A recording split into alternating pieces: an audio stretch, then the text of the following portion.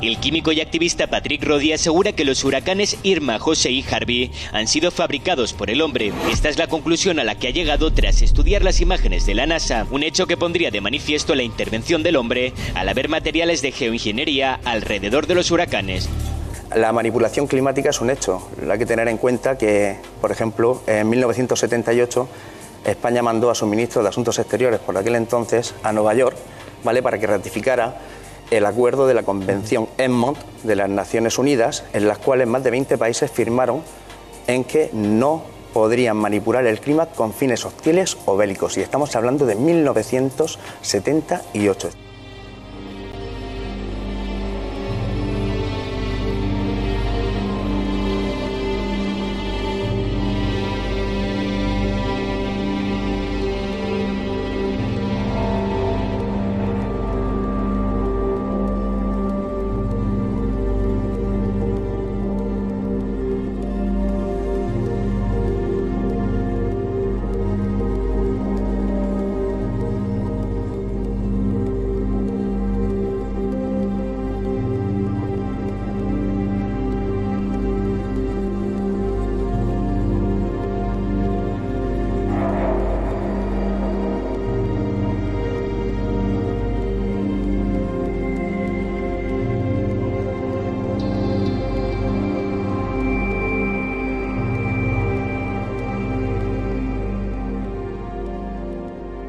When you have water vapor and you have dust particles or ice crystals, you can precipitate rain.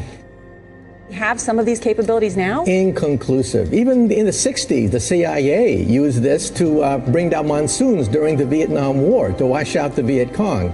Flooding and even hurricanes, all of them could be subject to weather modification.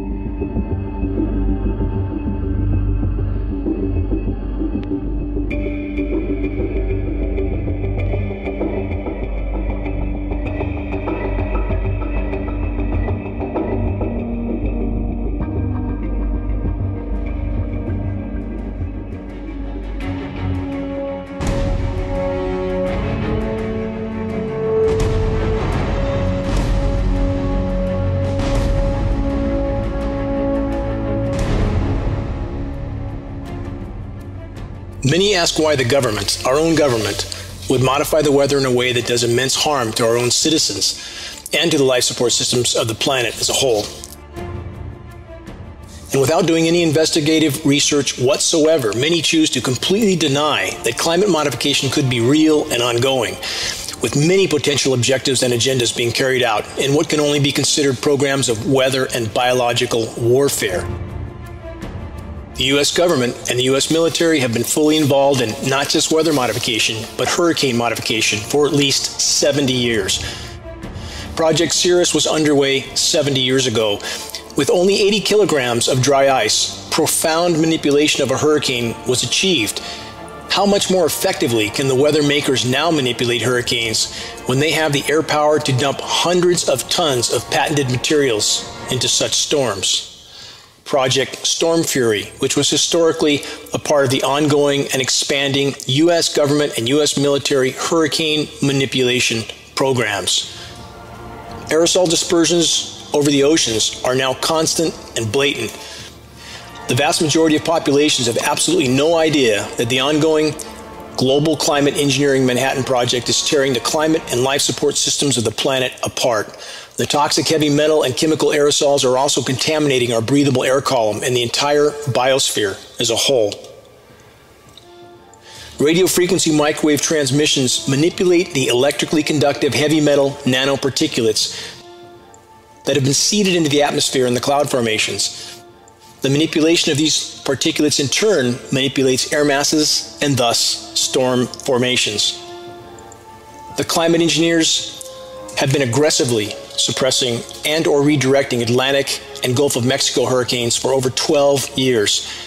The weather makers have long since achieved the ability to decide what develops, what doesn't, and what direction it travels, and who gave the military-industrial complex the right to play God with Earth's climate and life support systems.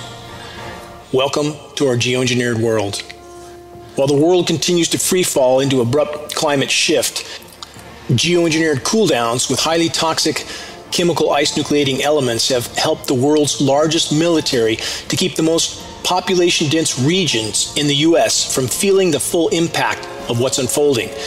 This is the psychological aspect of climate engineering, keeping populations confused, divided, and in many cases pacified in regard to the true state of the unfolding global climate and environmental collapse until the last possible moment. The paradox is this: climate engineering is the single greatest climate disrupting and environmentally destructive assault ever launched by the human race. All available climate data proves the climate engineers possess the processes and resources to suppress and or redirect hurricanes. If the weather makers didn't want Hurricane Harvey to happen how it did or where it did, it would not have happened. If the weather makers wanted to completely suppress Hurricane Irma, to diminish or dissipate it, or to steer it out to sea, they could. Again, available historical data proves this fact.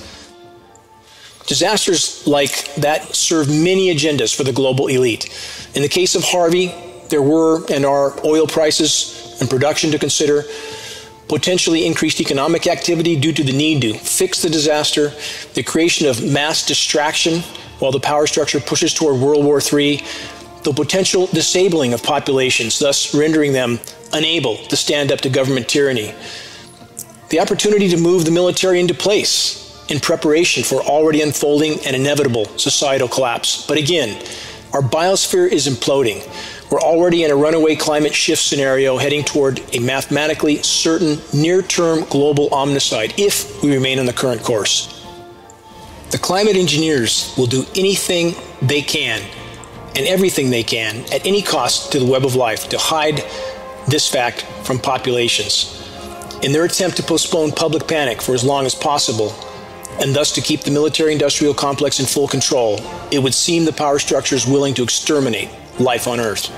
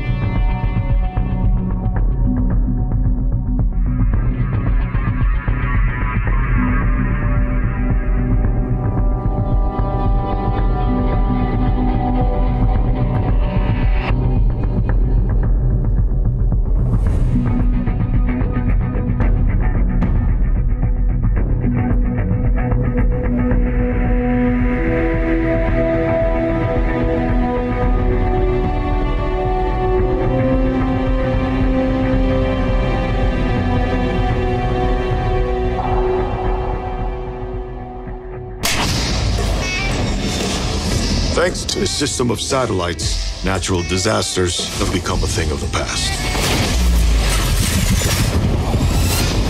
We can control our weather.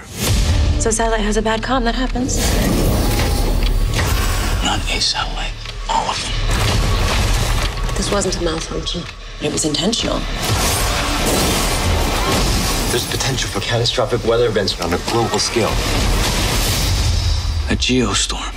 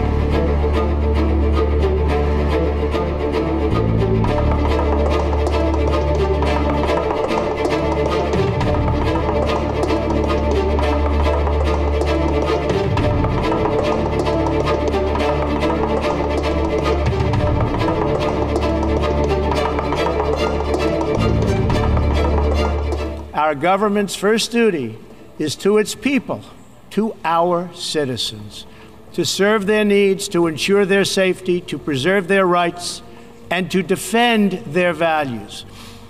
As President of the United States, I will always put America first.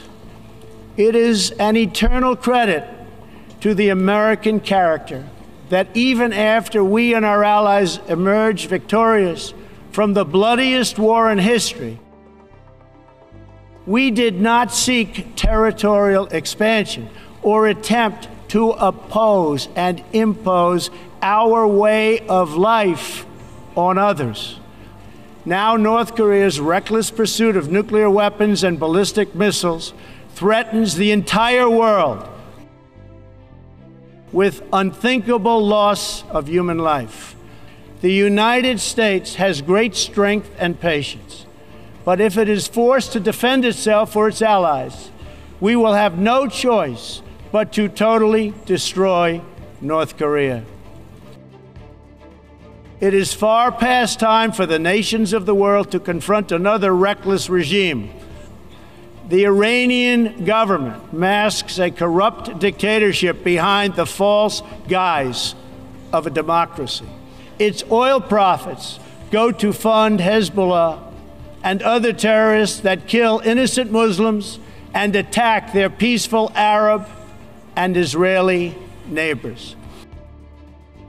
We must deny the terrorists safe haven, transit, funding, and any form of support for their vile and sinister ideology.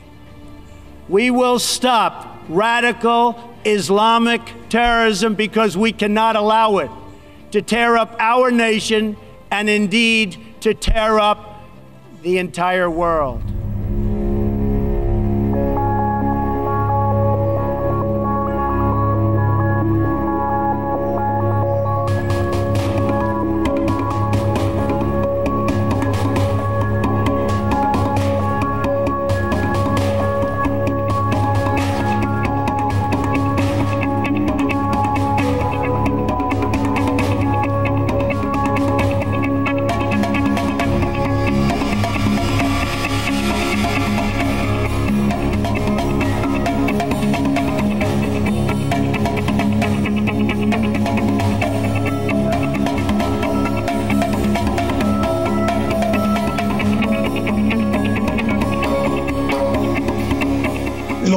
fundamentales para reformar la ONU son tres.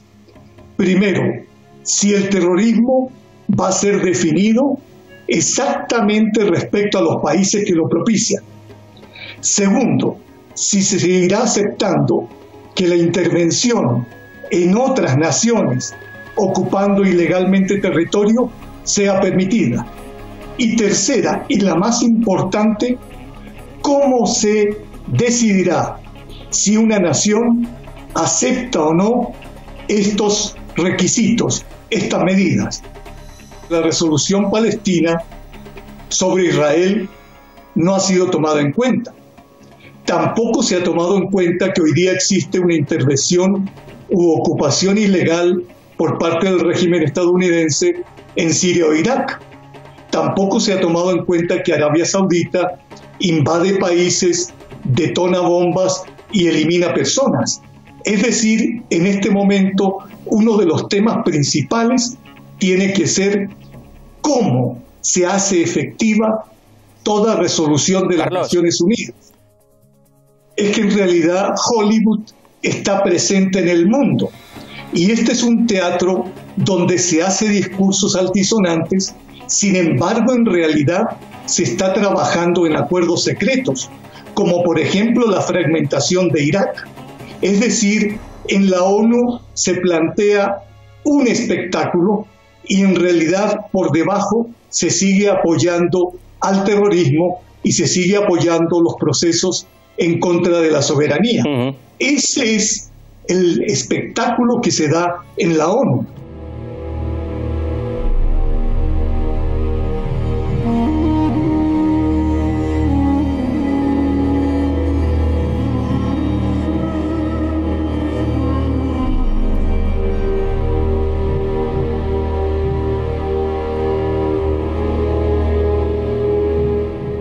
All this stuff from Trump and May this week about the need for UN reform is related to the plan to move and morph the UN into a fully fledged world government, a centralized dictatorship dictating to every community and every country.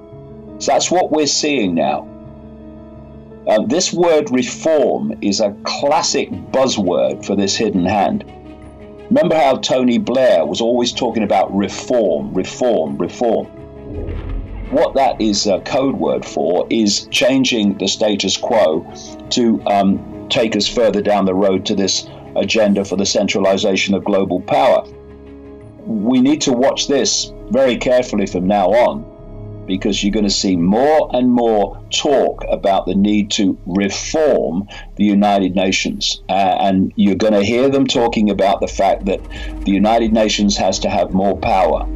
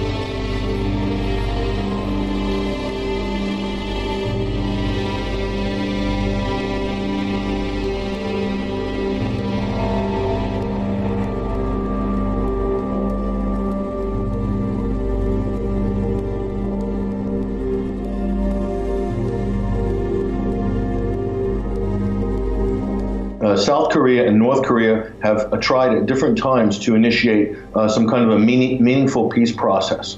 And almost at every turn, the United States will intervene in one way or another to try to break up that sort of bilateral negotiations between the North and the South. The United States has a demilitarized zone between the North and South Korea with 30,000 troops and military contractors and civilian personnel based there. They have a base in Okinawa. They have a base in Japan. They have a base in Guam. They have a base in the Philippines. The problem is the United States. I'm sure that North and South Korea could eventually work this out to have a peace treaty, but that's not what's happening now. The United States is intervening for one simple fact, because the whole Pacific Rim agenda is predicated on poor relations with North Korea and war footing. Otherwise, the U.S. would have no business in the Pacific, and the only reason they're there is to counter China. So North Korea is just theater. This is a staged, managed geopolitical theater, and it's very dangerous. What the United States is doing right now, what this president is doing right now, and pushing the envelope in a very negative way. If you listen to the words of Donald Trump at the UN General Assembly, wouldn't you want a nuclear deterrent as well? He's threatening to destroy a country. There's 25 million people that live there, and it's an idiotic statement by the United States president for this simple reason. If you nuked North Korea, you would also create huge nuclear contamination that would kill so many people in the South. It would make huge areas uninhabitable and parts of China. It's not going to happen. Everyone knows the United States is not going to nuke North Korea. It's the message that the military-industrial complex in the United States, all the defense contractors, they want to hear this. This is, the message of the neoconservative war hawks. So that's basically who he's talking to. In terms of diplomacy, it's completely counterproductive. In terms of China relations, it's very poor form. This is just basic U.S. behavior. A government that's dominated by the Pentagon, by the defense industry, by these interests.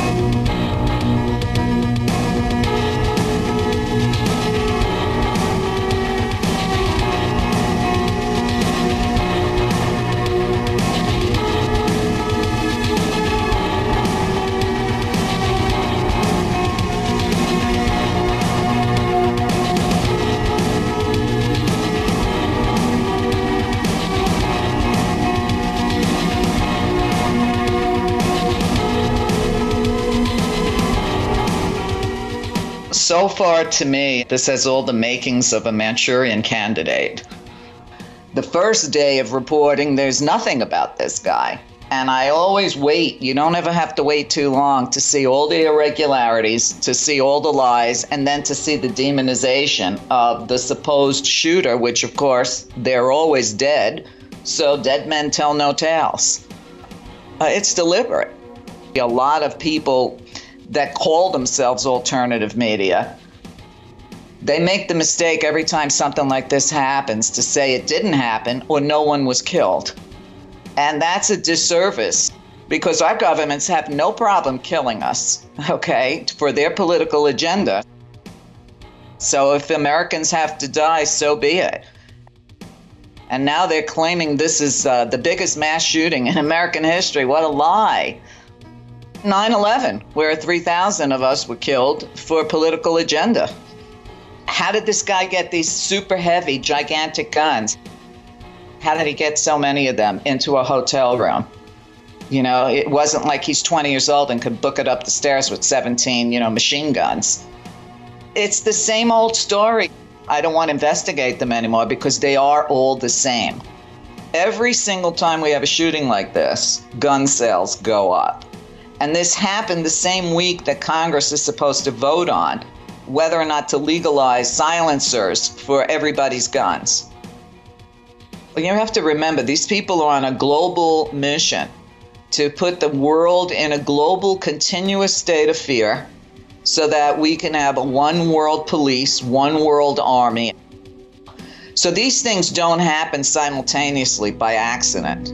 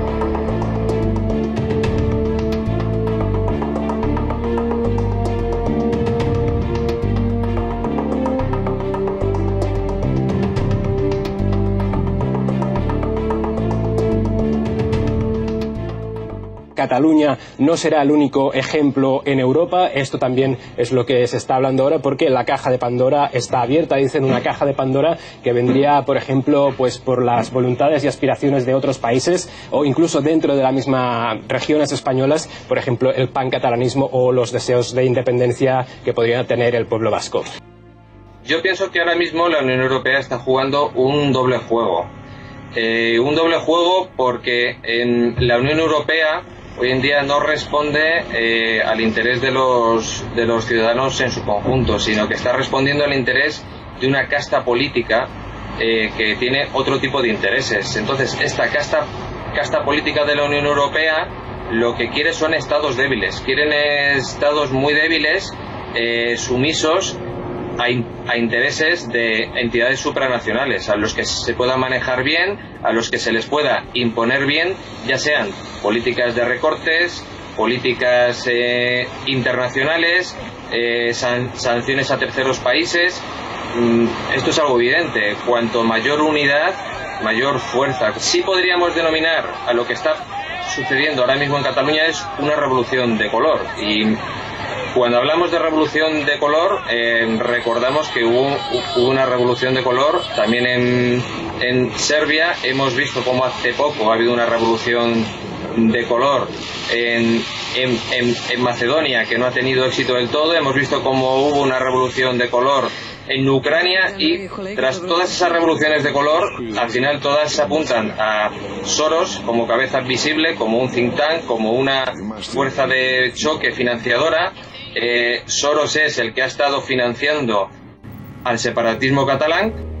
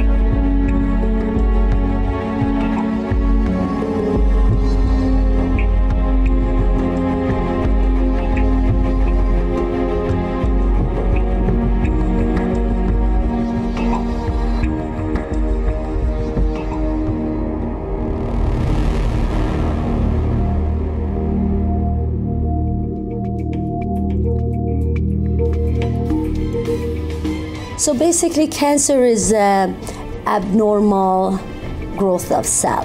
And basically, they lose their apoptosis, programmed cell death. They don't die, they become immortal. And your body's immune system usually take care of the abnormal cell in your body. We do all have about 10 to 100,000 abnormal cells every day. But our immune system's job is to get rid of those cells if your immune system is perfect. If you don't have virus that is already trying to fight, if you don't have too much chemical or other stuff going on in your body. Then they keep growing and growing, increasing in number, and then you get a tumor. And so the tumor really is a result of a lot of years of things going wrong. Suppression of immune system, exactly. Cancer is the major breakdown in systemic communication. So what happens with the cancer, when the communication is running correctly and our lines of communication are open, then the body detects that growth on an early stage and suppresses it. However, when the lines are broken, that's when it happens that the body does not see the developing tissue until it is too late. The present orthodox view is that cancer is a lump or a bump. That's the cancer. And if that's the assumption. Now, if that is true, then to get rid of cancer, all you have to do is get rid of the lump or the bump. And hence we have surgery. Well, that gets rid of the lump or the bump. Or we have chemotherapy, which poisons the lump or the bump. So we got rid of it. Or we have radiation, which burns it and got rid of it. And you undergo these three therapies, and if you get rid of the lump or the bump, the doctor will say, it looks like we got it all. But did they? No, the statistics show that in most cases it comes back. They didn't get it all because that was never the cancer in the first place. What is a cancer cell and where does it come from?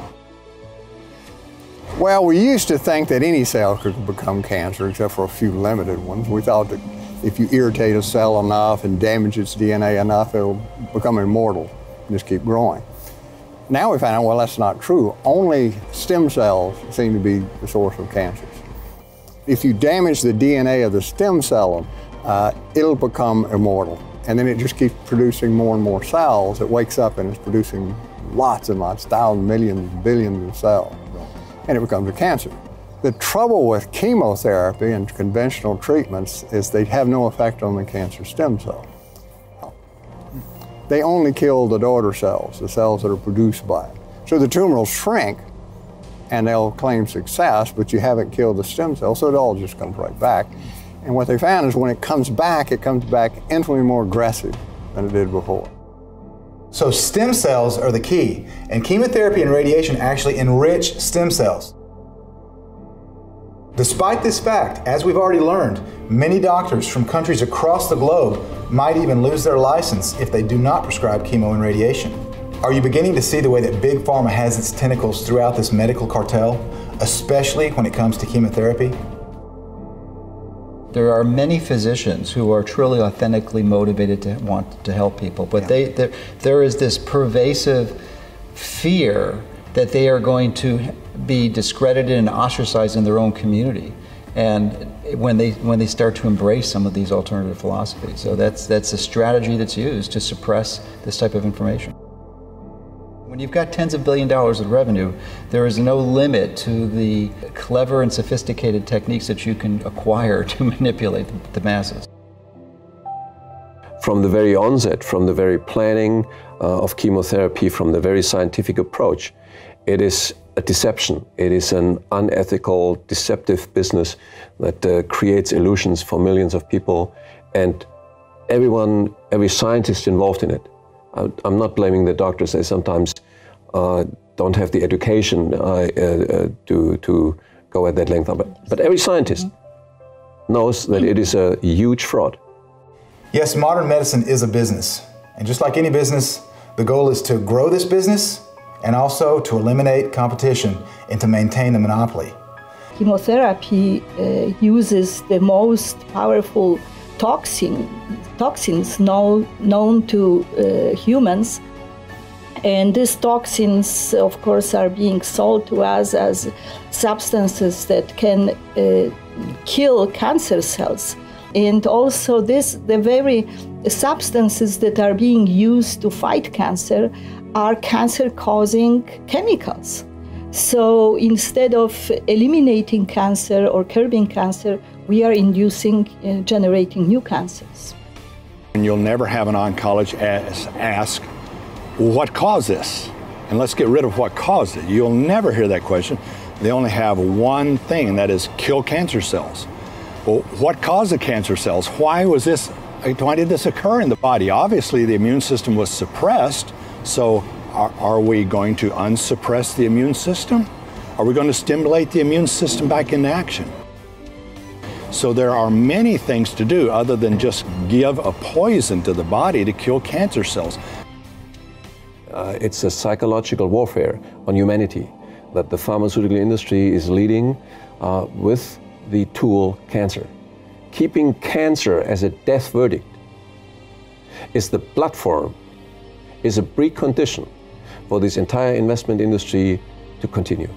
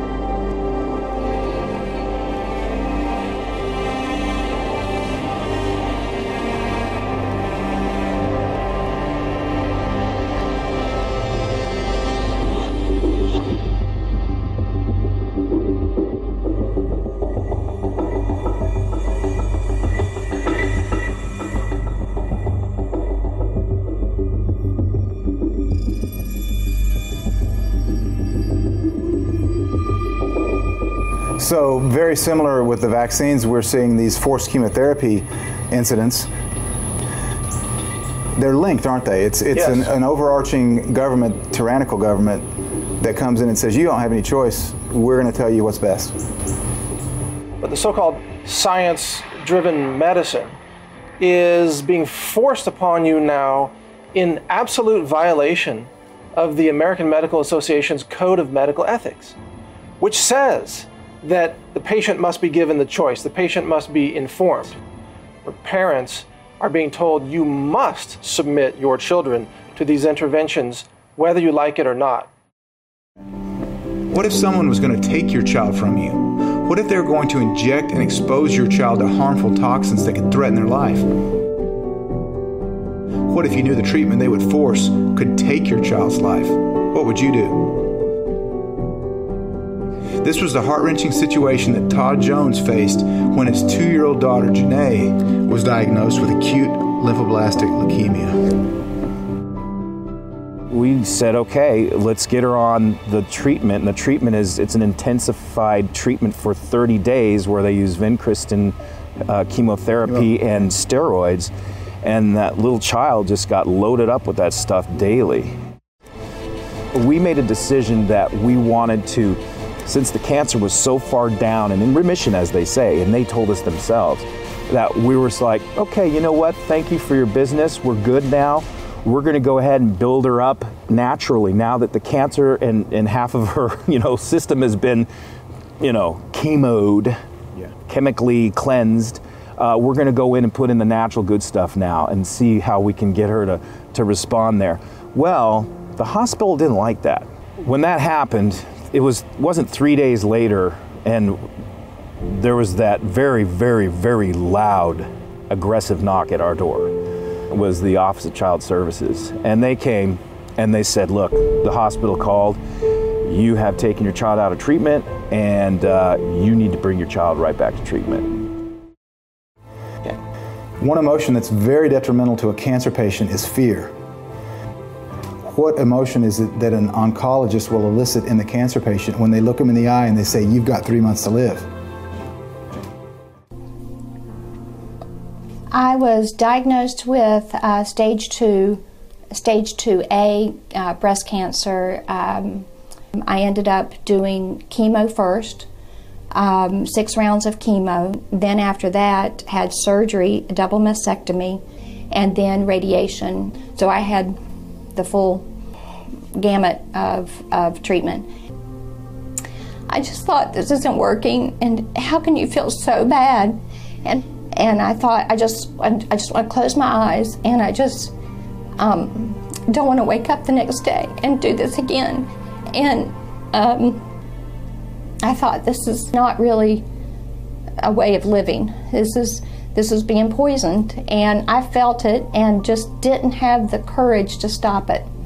At that point, that's where Ty Bollinger and Chris Wark and even Kelly Turner's book had just come out, and then that's when I stopped the chemo.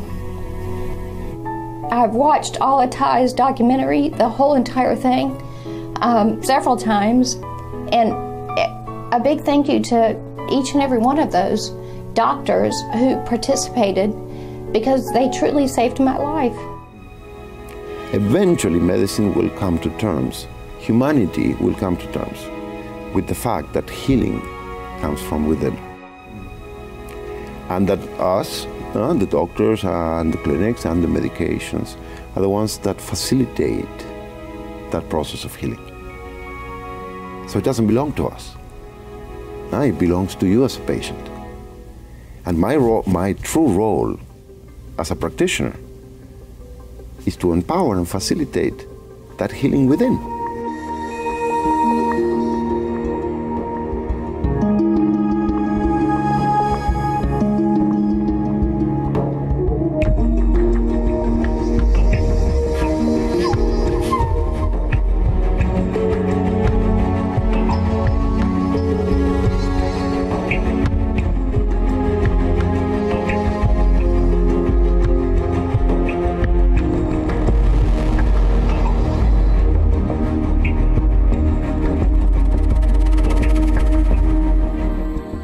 The only thing that we can do is to keep our self-healing mechanism strong. And in order to keep our self-healing mechanism strong, we have to keep our bodies clean. It all comes back to simplicity. No disease can exist inside of a clean body. But how do we get our bodies clean? It's through detoxification. And the most important step for the human body is daily, gentle detoxification. Your large intestine is the mother of all organs. It houses almost 60% of your immune system. Step 1, we must cleanse our colon. Steps 2 and 3 are the kidneys and the liver. Liver cleansing is probably one of the most effective ways of boosting your self-healing mechanism. Each liver cleanse is going to boost the liver production and efficiency by 10 to 15%. So detox step number 4 is to clean the lymphatic system. And step number 5 is a parasite cleanse. You have 2 kidneys, 1 liver, you have 100 lymph nodes. Okay. And if you don't clean out those lymph nodes, there's no way to then drain the tissues. So if we clean the colon, clean the kidneys, clean the liver, lymph nodes would be the last thing to focus on. And then we would do a parasite cleanse as well after the first liver cleanse, because we knew that then the intestines would be ready to expel them, and then the liver would be able to deal with the toxins produced by the parasites once we start killing them off inside the body. You have to clean up the body. If you don't detoxify the body, then there are too many things in the way for the body to function correctly, and most of these toxicities are causing a detrimental effect in the body, like increasing oxidative stress, etc., etc. Generally speaking, a person that has cancer, they have a suppressed immune system. The immune system has been damaged and it's lower. So we want to repair that immune system. We want to get it back up. So the modulation of the immune system is key, because you cannot have cancer if you have an adequate and functioning immune system. The only permanent cure to cancer is your immune system. And nutrition gives your immune system the firepower it needs to keep you well. So without nutrition, you're fighting with no weapons. I always tell my patients to eat the rainbow, because every pigment in fruits and vegetables actually enters the nucleus of the cell and interacts with your genes, which is why it matters what you eat, right? So if you just eat the rainbow and half your plate is colorful fruits and vegetables, Blueberries, spinach, kale, carrots, tomatoes, persimmons, pomegranates. If you eat color, you are going to also get these phytochemicals. Oregano, thyme, ginger, turmeric.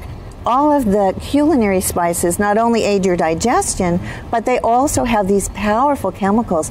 Carnosol is found in rosemary, for example, a very powerful anti-cancer chemical. So we can easily make our diets talk to our genes. Really easy. Anybody can do it. If we're regular people, substance and energy of planet Earth. And the molecules are all from planet Earth and the energies are all from planet Earth. So, what's going to work best in your Chevy if it's broken? Chevy parts! If the body is broken, do we put in original body parts, which are original molecules and original energies? No! We take them and we twist them a little bit so we can patent them, and of course they don't fit quite right anymore if it's a molecule, or we use an energy that isn't natural to the body, and we expect the body to heal with that? The big C word is never a death sentence.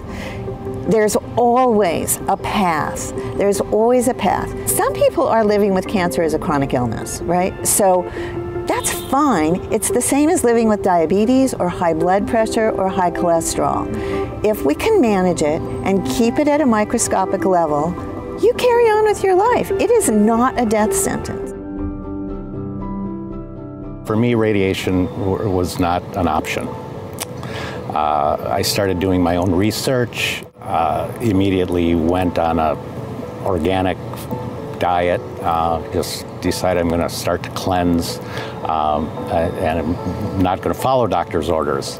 And that would be my advice to anyone who has prostate cancer, is if you're recommended to have a prostatectomy or radiation or a chemotherapy, I declined all of that, and I immediately started cleansing, detoxing, and pretty much cancer-free. I feel great. I've lost 25 pounds, and I came to San Diego basically to say thank you for, for what you're doing, because it's amazing. I probably, had I not read your book and listened to the DVDs, probably would have followed doctor's orders. There are answers, there are solutions, and there are roads to full recovery for all types and stages of cancer. With a full understanding of the treatments and preventions, with knowledge of the science and documented evidence that supports the validity of this path, an amazing opportunity exists to see lives restored.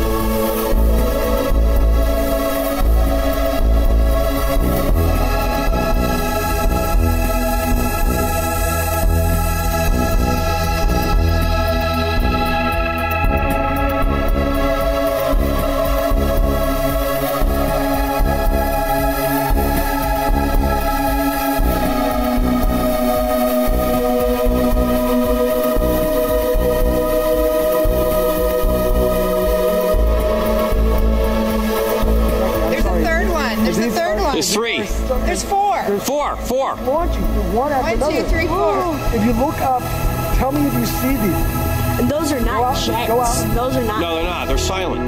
There's no noise.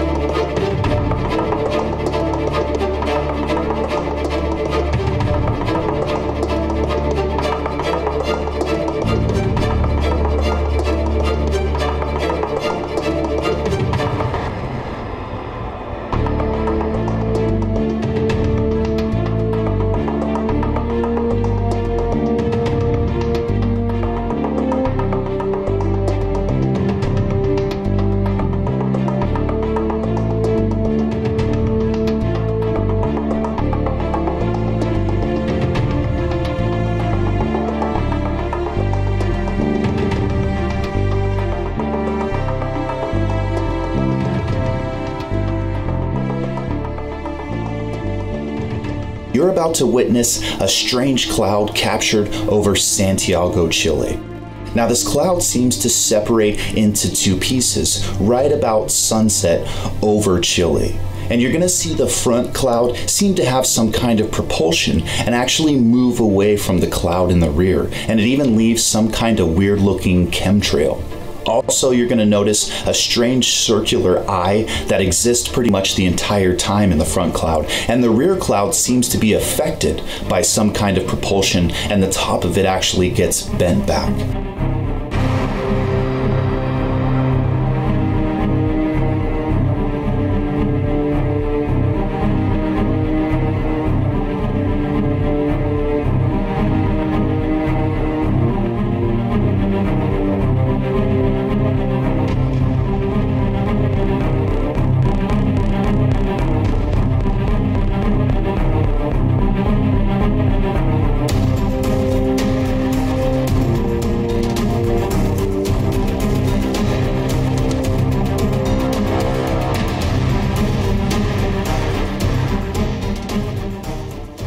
Un exalmirante de la Marina, el señor William Tompkins, nos decía que estábamos, la humanidad, siendo observada por seres que se encontraban viajando alrededor del universo y en especial, incluso dentro de nuestro sistema solar, dentro de una especie de naves esfera disfrazadas de planetas o de asteroides incluso, algunas de mayor y otras de menor tamaño.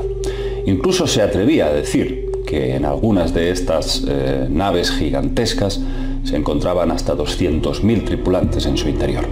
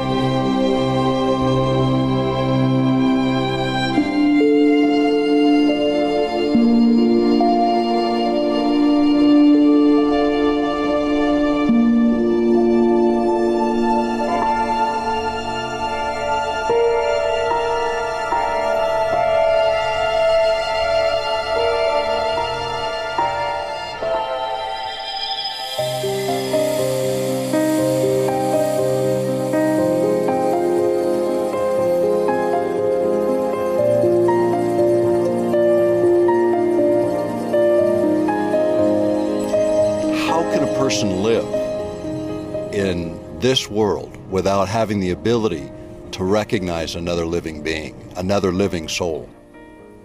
To connect with people, to recognize the God in each person is through the eyes, actually.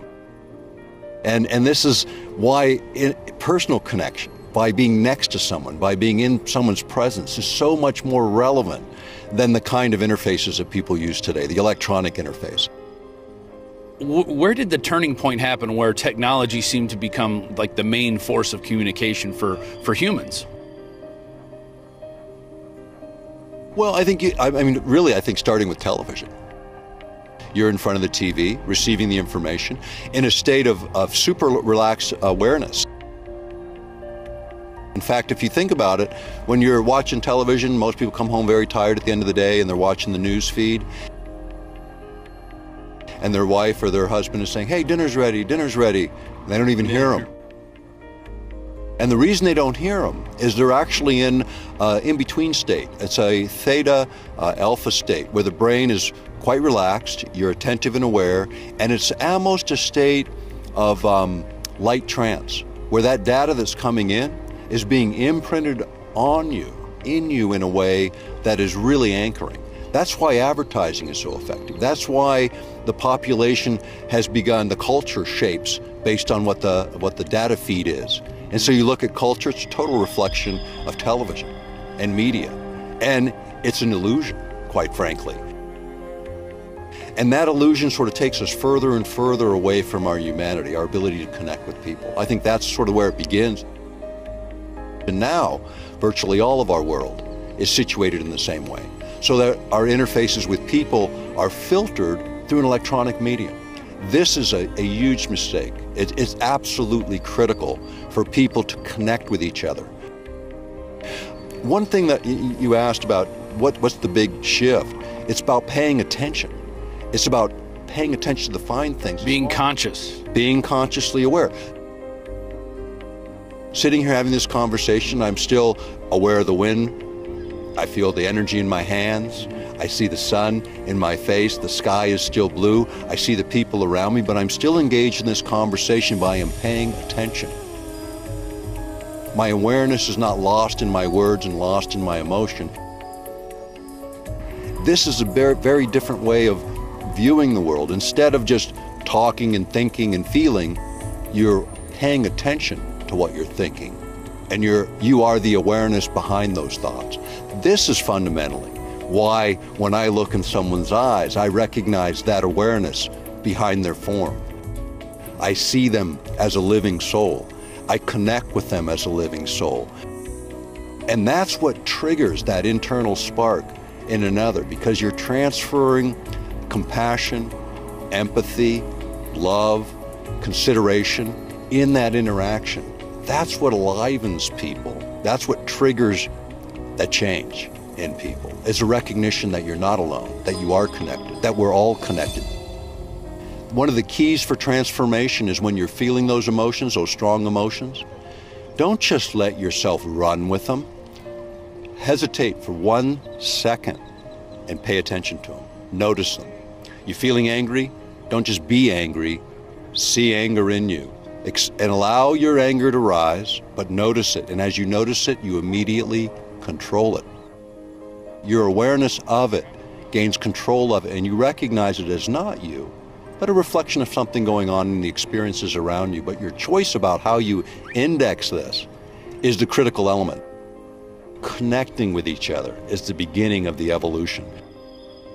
We need to reconnect, set the TVs aside, set the cell phones down, take time each day to connect with the creation around you and the people around you. You know, and we talk too about what's important in life, and everyone attaches so much to things, to what we own, what we possess, how many cars we have.